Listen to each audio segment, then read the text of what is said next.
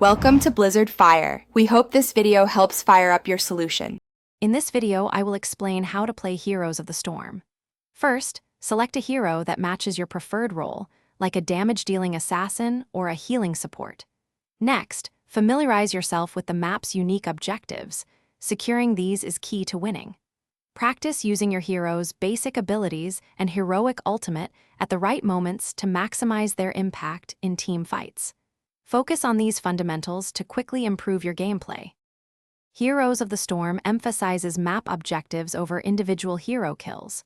Always prioritize securing these objectives, as they provide powerful advantages for your team. Coordinate with your teammates to capture objectives and push down enemy structures. Use the in-game ping system to communicate your intentions, whether it's to engage an enemy, retreat from a fight, or focus on a specific lane. Teamwork is essential for success. Every hero in Heroes of the Storm fills a distinct role, from tanking damage to providing crowd control or burst healing. It's important to understand your chosen hero's unique abilities and how they contribute to the team.